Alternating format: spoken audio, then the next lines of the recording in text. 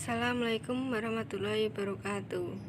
Kami dari kelompok 1 yang beranggotakan UPA Sri Syafaatin dengan NIM 205221274, Desi Nisha Hidayanti dengan NIM 205221288, Fatku Nasrullah dengan NIM 205221291, dan Dewi Probosari dengan NIM 205221300. Di sini kami akan sedikit memaparkan materi tentang perekonomian Islam untuk memenuhi tugas mata kuliah pengantar bisnis Islam.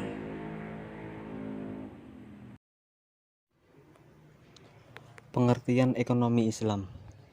Ekonomi Islam yaitu suatu ilmu pengetahuan sosial yang di dalamnya mempelajari tentang masalah-masalah ekonomi masyarakat yang berbasis Islam dan didasari 4 pengetahuan yaitu Al-Quran, Sunnah, Ijma', dan Qiyas.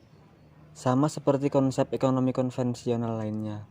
Hanya dalam sistem ekonomi ini, nilai-nilai Islam menjadi landasan dan dasar dalam setiap aktivitasnya. Sistem ekonomi Islam. Sistem ekonomi Islam secara sederhana merupakan sebuah peraturan di mana pelaksanaannya berlandaskan dengan berbagai syariat, yaitu Islam dan selalu berpedoman pada Al-Quran maupun Al-Hadis. Sistem ekonomi ini diciptakan agar umat Islam terhindar dari semua sifat yang buruk seperti riba, zalim, ikhtikar, haram, dan masih banyak lagi. Lalu sistem ekonomi Islam mempunyai perbedaan yang mendasar dengan sistem ekonomi yang lain, di mana dalam sistem ekonomi Islam terdapat nilai moral dan nilai ibadah dalam setiap kegiatannya.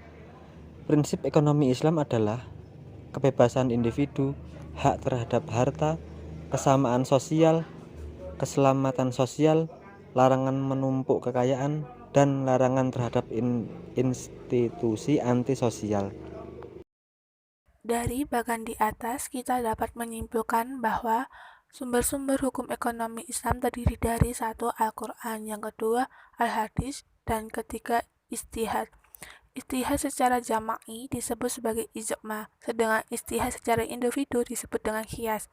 Selanjutnya ada asumsi-asumsi dalam prinsip ekonomi Islam, yaitu bebas riba, ada untung rugi, komoditi mesti halal dan thayyibah, membayar zakat infak dan sedekah, hendaknya memberikan upah sebelum keringat mengering. Sedangkan model-model ekonomi Islam, aplikasi dari dasar hukum ekonomi Islam adalah berupa pengembangan institusi atau lembaga seperti perbankan, asuransi, gadaian, Basnas, dan lain sebagainya. Dan pemikiran-pemikiran instrumen berupa gagasan yang terpola dalam bentuk aplikasi ekonomi Islam, seperti jaminan sosial, upah, buruh yang layak, jaminan kesehatan, makanan dan minuman yang halal, dan lain-lain. Adapun implementasi dari dasar-dasar hukum ekonomi Islam adalah berupa niat, aturan, dan tujuan. Niat ikhlas karena Allah, aturan berupa undang-undang regulasi lainnya, sedangkan tujuan adalah ridho Allah untuk beribadah kepadanya. Konsep ekonomi Islam. Islam mengambil suatu kaidah terbaik antara kedua pandangan yang ekstrim atau kapitalis dan komunis, dan mencoba untuk membentuk keseimbangan di antara keduanya, atau kebendaan dan rohaniah. Keberhasilan sistem ekonomi Islam tergantung kepada sejauh mana penyesuaian yang dapat dilakukan antara keperluan kebendaan dan keperluan rohani atau etika yang diperlukan manusia. Sumber pedoman ekonomi Islam adalah Al-Quran dan Sunnah Rasul, yaitu yang terkandung dalam surat Al-Ahzab ayat 72 yang berarti, sesungguhnya kami telah mengumumkan amanah kepada langit, bumi, dan gunung-gunung, maka semuanya enggan untuk memikul amanat itu dan mereka khawatir akan mengkhianatinya. Dan dipikulah amanat itu oleh manusia. Sesungguhnya manusia itu amat zalim dan amat bodoh. Isi kandungannya yaitu manusia sebagai makhluk pengemban amanat Allah. Yang kedua, surat Hud ayat 61. Dan artinya sesungguhnya kepada Tsamud kami utus saudara mereka Saleh. Saleh berkata, hai kaumku, sembahlah Allah. Sekali-kali tidak ada bagimu Tuhan selain Dia. Dia telah menciptakan kamu dari bumi atau tanah dan menjadikan kamu pemakmurnya. Karena itu mohon ampunnya, kemudian bertobatlah kepadanya. Sesungguhnya Tuhanku amat dekat rahmatnya lagi memperkenankan doa hambanya. Pokok kandungannya adalah untuk memakmurkan kehidupan di bumi.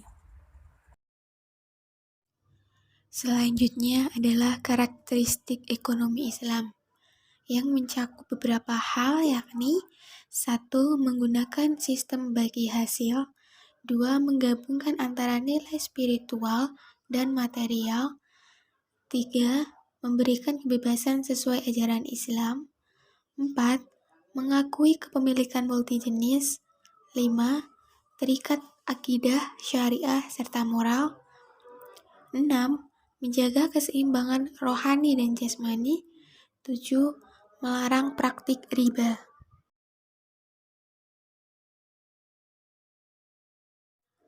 Selanjutnya, politik ekonomi Islam. Politik ekonomi Islam adalah menjamin terrealisasinya pemenuhan kebutuhan primer setiap orang secara menyeluruh dan mendorong untuk dapat memenuhi kebutuhan sekunder dan tersiernya sesuai dengan kadar kemampuannya sebagai individu yang hidup dalam suatu masyarakat. Jadi, bisa disimpulkan bahwa politik ekonomi Islam menjamin terrealisasinya pemenuhan kebutuhan primer setiap warga negara dan menggunakan hukum-hukum Islam di bidang ekonomi dan bidang-bidang yang terkait. Sekian presentasi dari kami. Apabila ada salah kata, kami minta maaf. Wassalamualaikum warahmatullahi wabarakatuh.